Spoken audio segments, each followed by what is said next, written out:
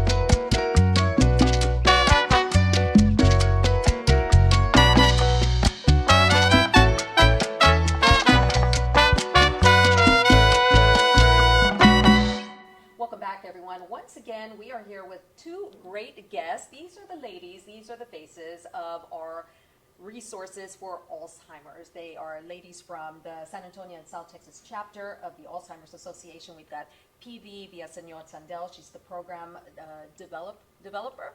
Program manager. Program manager. And then we've got Maxine Vieira, too. Also program manager. Program manager. Okay, perfect. Regardless of y'all's titles, you all do an amazing job of reaching out here in Laredo, and we're very blessed to have both of y'all here in Laredo because when you hear the word Alzheimer's, it can be pretty intimidating and pretty scary, and I would imagine with the folks that you talk to, they don't know where to go, what to do, who to turn to. That's why y'all are here, and you've set up an amazing program of resources for both patients, Alzheimer's patients, and of course the caregivers. So that's what we're going to talk about right now. So who wants to get started? Well, of course, everything that PV does kind of contributes to the work that we do in programs or care and support. Rather, in order for us to have these programs available at no cost to the community, development comes into play. Absolutely. That being said, obviously, we do have programming that it's always being held at the UT Education and Research Center at Laredo, Bustamante Street. We are wrapping up our season and we're resuming programming again in July. We are very proud of the fact that we now have very specific programming designed with facts and figures and evidence-based programming that is really designed around providing timely information to the caregiver, how to create independence while you're the caregiver and still providing care for your loved one, for example, or how to communicate effectively with somebody. As we know, the disease creates problems with communication on a daily basis, as well as behavior changes, right? So the programs that we are going to launch again in July are centered around those conversations very specifically. In addition to our regular education programs of identifying the 10 warning signs, understanding Alzheimer's disease a little bit better, how it progresses, and so on.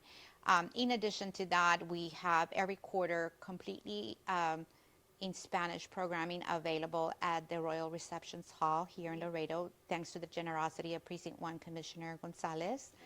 Wow. So we have that available to our families that may not have the opportunity to attend an English program because of language barrier. That is so important. Yes. Because in order to receive the help, you need to receive it in the language that you understand, That you- and that absolutely. you feel comfortable Absolutely. communicating in. So, Absolutely. kudos to Commissioner Gonzalez for allowing y'all to do that. Yeah.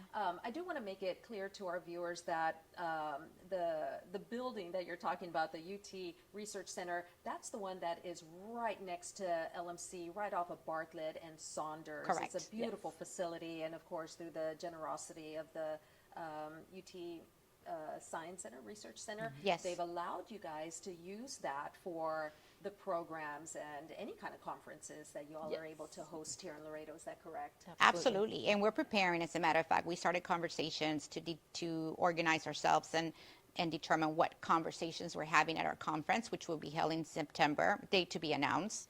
And we have different programming, we have different things throughout the year, but we always want to make sure that we're reaching the families where they're at, whether they're starting this journey, whether they are in the middle of it, or they are at the end of the end of life process. That we want to make sure that we're providing the resources to our families. We have a fabulous 800 number helpline that is available to them in over 200 languages, managed by master level social workers. We don't want language to be a barrier for them to reach out to those resources, right?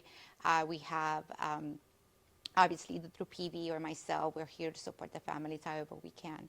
The in this journey. 1-800 number, let's talk a little bit about Yes. that. It's an amazing number. The number, once again, is 1-800-272-3900. 3900. This is a helpline that is, of course, for Alzheimer's patients, but for the caregivers. And the person who answers that line, they speak multiple languages. They're there 24/7, and they're there to act as a resource or just somebody that can just listen to what the caregiver is going through. Is that correct? Yes. Absolutely. Whether you got newly diagnosed and you have questions what your next steps are, there will be someone to help you through or navigate through those conversations. If you are the caregiver and it's 3 a.m. and you're frustrated because yet again they're up in the middle of the night and they're having some sort of behavior, you can just call and vent. It doesn't matter what it is for, whether you want to know about research, treatments, or just vent. It is available to our families regardless of where you find yourself in that journey, and even to the professional community.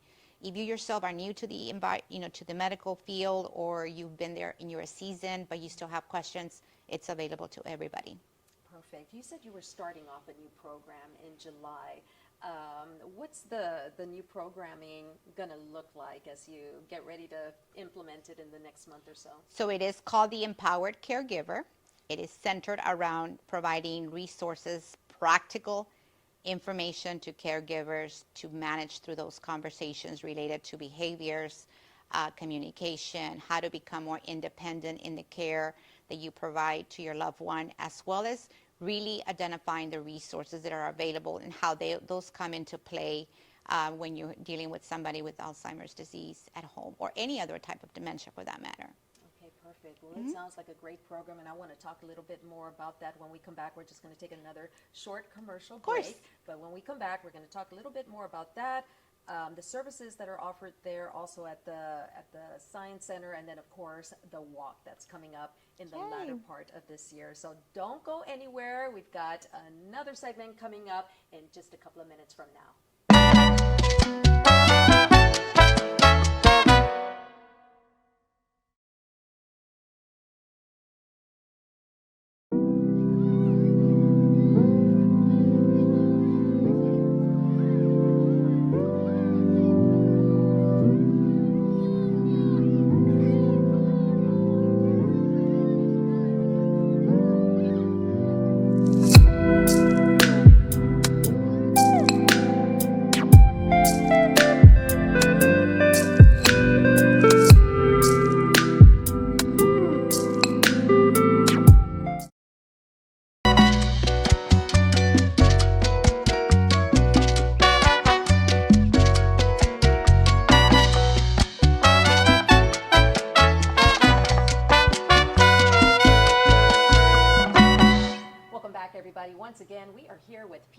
Maxine, both of them from the San Antonio and South Texas chapter of Alzheimer's Association. We're talking about what is going on with Alzheimer's this year, a whole lot of changes in programming, good changes that are available for both patients and caregivers right here in Laredo. So on that note, I want to talk a little bit about the Biggs Institute. The Biggs Institute is there at the UT Educational and Research Center, and they have a number of physicians who come down on a regular basis, and they help diagnose patients.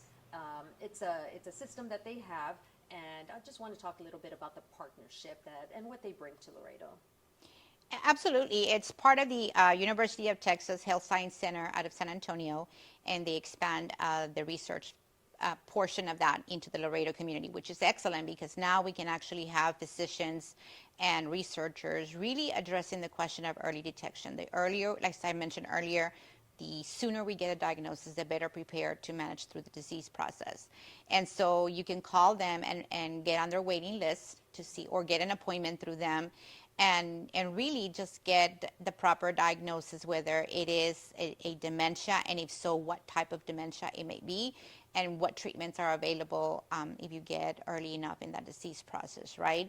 And so that is partially funded by the Alzheimer's Association, and we're very proud of the work that we bring, not only to this community, but other communities in which we also have offices, but making sure that the community has a benefit for all the work that we do, and they can get properly diagnosed early enough in that disease process. Yeah, absolutely, especially in the Department of Neurology, and I know that Absolutely. we are so underserved here in Laredo with specialists, so the neurology specialty, so it's always a great resource to be able to turn to, because they have a number of neurologists who come down to Laredo.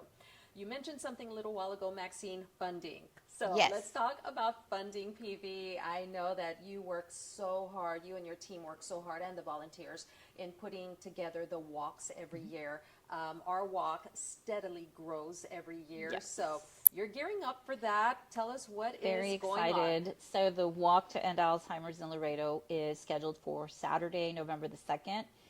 With our friends at TAMU. We're very excited to be back at the university.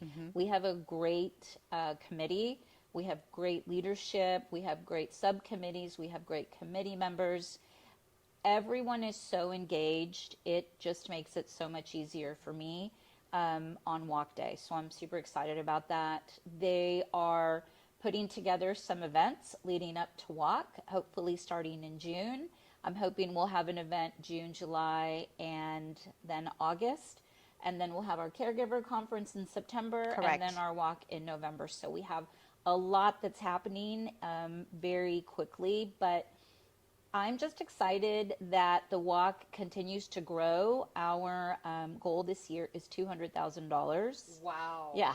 Okay. Yeah, I mean, it makes me a little nervous, but I feel like our walk chairs are very confident that we will reach our goals. Who are the walk chairs this So year? this year, our executive leadership team is led by Javier de Anda Okay. from BP Newman, Joe Arcienega, who is a national board member.